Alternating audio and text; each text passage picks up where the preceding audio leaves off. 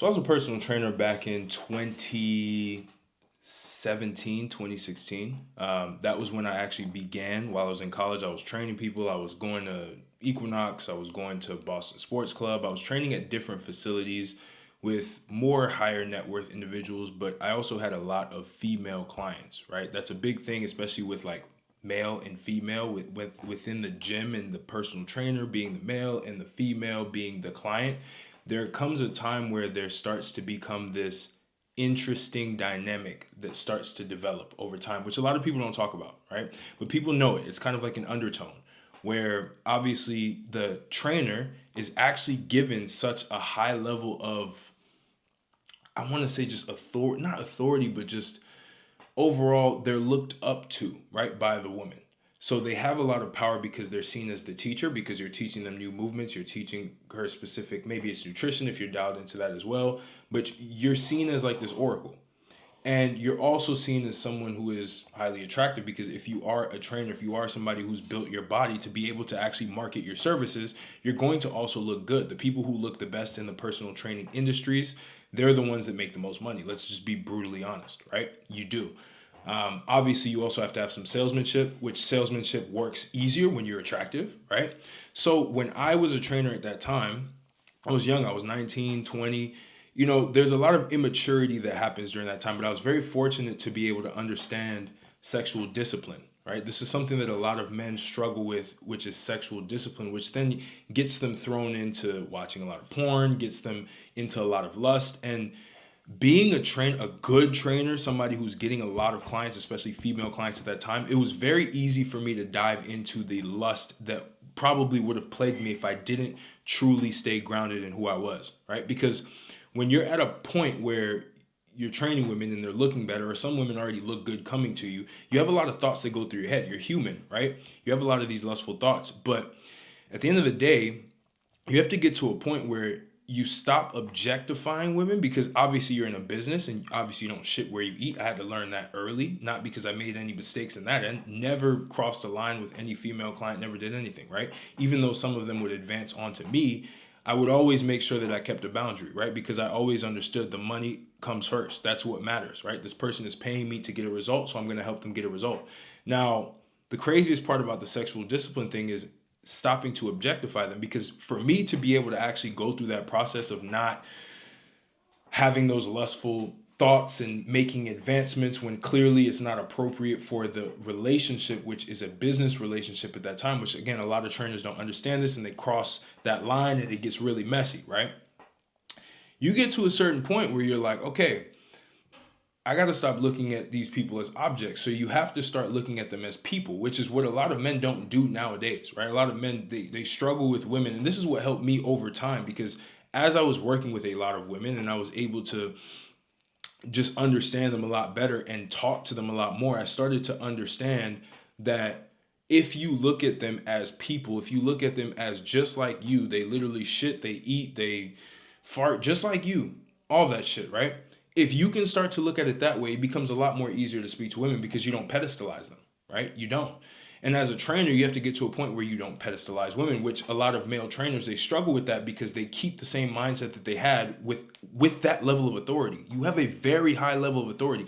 See, the whole personal trainer thing, you could be seen as like low status to a certain extent, even though there was a certain point in time where being a trainer was like up there. Everybody wanted to be a trainer. Everybody wanted to be into fitness. Everybody wanted to do that. It's probably going to come back sometime around next year, maybe this year. Like that will start becoming a thing again, because health never dies. Like people always want to be healthier. People always see that as a status symbol, fitness, all of that stuff.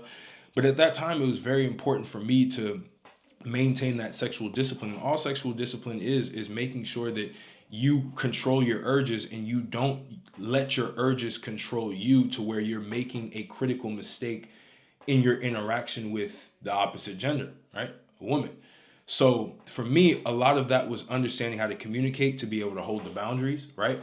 To know that if they approached me, if that was going to be something that they were going to explore, because obviously they're seeing me as an authority and they're seeing me as attractive, etc., then I need to get to a point where I'm like, you know what? We need to make this very clear what this is, right?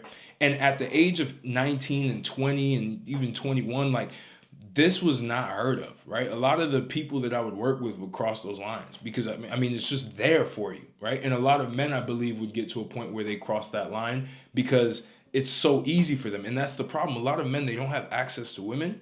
So when they finally do get into a position of power, or they get into a position where the access is easier, they will start to transgress their values, or they'll start to transgress that boundary because they never got it before.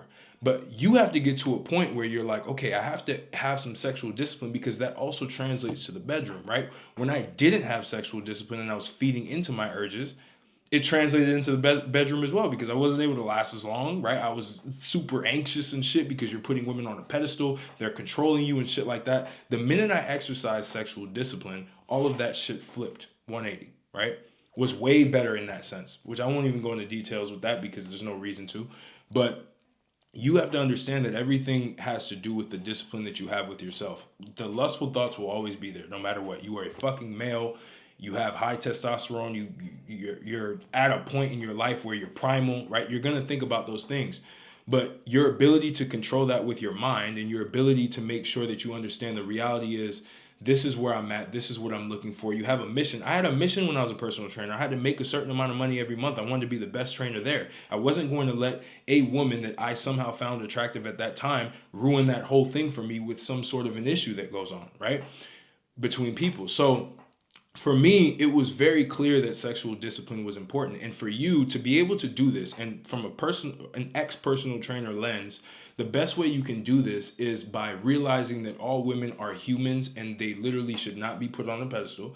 And you're at a point where you can talk to any woman and you don't just see a pair of boobs, or you see ass, that you just see a person, right? And that actually makes you a lot more charismatic, and women are more attracted to you because you're not thirsting over them. The biggest problem with, especially in the fitness industry, is it's become highly sexualized now more than it used to be. Right now, it's to a point where like it's a very sexualized industry. So you got to get to a point where you understand all of this and you start to realize that if I want to be a man, and now this translates to you as a man right now, because maybe you're not a personal trainer, and yeah, most definitely you're not. You're somebody who's just regular dude, right?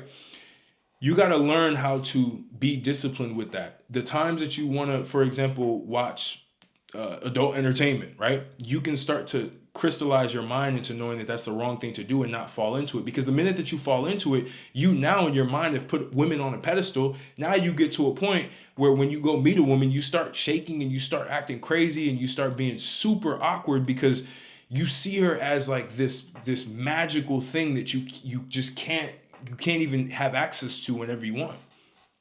And you have to start training your mind that all of this shit is regular, right? And that's where me as a personal trainer, it was always about business. It was always about, where's the money at? How do I make the money, right? And especially with when you start to encounter married women who want to transgress and go in that direction, you can easily stop it because you know that, okay, the money is on the line, right? I'm here to service this client exactly the way that I'm supposed to. I'm not going to transgress it because it's going to affect my pockets, right? So that was a big thing for me, and that's what I had to understand to be able to be a better person when it came to a trainer, and to be somebody who's trustworthy, because women trust the guy who's not lusting over them 24/7. Right? They just do. You don't have to be that guy, right? You don't have to always be giving validation, because when you always give validation, there's always a danger signal. Like what is he capable of doing if he can't control what's in his fucking pants, right? And so that's a big thing that I had to learn early. Now, will I say that everyone's going to be like this? No, right? Everyone's not going to be like this. Many people struggle with the sexual discipline shit. But once you start to master it, once you start to see reality for what it is, and you start to take more of a bird's eye view, right? Take a bird's eye view of your life, and you start to see how all of the chess pieces move in terms of your interactions with women and what's more valuable to dive into and what's not. You'll be able to navigate this shit a lot easier. Because like for me, sexual discipline has saved me a lot of issues in life, right? I had the option to go absolutely crazy throughout my entire 20s. I'm 28 now, chose not to, settle down, married now, all good. And now within the confines of my own marriage, I can have that desire be full, right? Like everywhere. It's very confined. Where when it's not confined, when you're kind of out in the wild and you're just fucking around, and you're fucking all kinds of women, you can get STDs. We know this shit. You can accidentally get the wrong person pregnant. You can catch a Me Too case because you didn't understand how to actually treat that woman at that time and you were just trying to just get something off. You got to be really smart with this shit. And being a trainer taught me this shit because that's all that I was dealing with at that time. It was a mental battle. It was not a business battle whatsoever, you know. And obviously over time I transitioned to doing more online after I went through my tech company and I went through working with an actual corporation for B2B sales, did all that. But then when I ended up going online, I just ended up training men because I just understood that those lines can be crossed very easily. And I just didn't want to have to deal with that mental battle. But this all goes to say that you, as a man, the biggest skill that you can learn is sexual discipline in all endeavors of life, because there will be times where you get tested, especially when you're improving yourself and you're looking better and you're getting to a point where, you know, you can easily get what it is that you want. You have to wield that level of power with some form of groundedness, because if you're not grounded in the power that you have, you then become a tyrant and you then do stupid shit that gets you behind bars. And not because you're violating somebody, but because you're putting yourself in a situation where you never know what freak situation could happen where you now get accused of some shit you never did. I have a friend that I know that same shit happened to him when I was in college, right? You never know. And the biggest thing as a man now is exercising sexual discipline, even when you don't have women, even when women are not approaching you. That doesn't mean that you now just start beating off on a phone because that's also a signal of just artificial results, right? Artificial attraction from women, because now you're tricking your brain into thinking that all these women, oh yeah, I'm getting this, I'm getting that. You get to that point. Now, when you go into the real world, you cannot control yourself because everything translates. How you do one thing is how you do everything. And it's the same with business. If you can't control yourself from a sexual perspective, you can definitely not control yourself when it comes to business, and you're not somebody to be trusted. I promise you right now, the people who have no sexual discipline and they get into business, they're the least trustworthy people. They will snake you. They'll do whatever the fuck it takes because they don't have that discipline to begin with. They don't have the foundation. So, like I said, how you do one thing is how you do everything. So it's very important to have this. And I'm going to cut this brief because it was just a very interesting insight for me. But for you, start to practice sexual discipline and start to put your mission first and start to look at women as just regular people, because that's what they are. If you're physically attracted to someone and you talk to them and shit works. But don't make that your North Star, right? The reason why most men don't have sexual discipline is because they make women their North Star. And women don't like that shit. They chase a man who chases a mission. They don't chase a man who chases women, right? A man who chases women, women run away from him. A man who chases his mission, women actually chase him chasing his mission. That's how this shit works. So I hope this is valuable for you. My new course, it's actually called Frame. It's not called Casanova. I just was like, all right, that's a stupid fucking name. It's called Frame. It's my full dating and relationship system. I'm very proud of it. It's something that took me a while to put together. I would say a couple months, to be honest. A lot of content, 75 pages worth of frameworks, endless amounts of video breakdowns that I've made about women. You can get that in the description below. All of my other courses will be there as well. If you want to book a one-on-one consultation with me based on something that you're doing and you need insight on, something that's high leverage and something that if I help you, it could actually like radically change your life. Like if you have something that important, link will be in the description there. But I appreciate you guys, and I will catch you on the next video.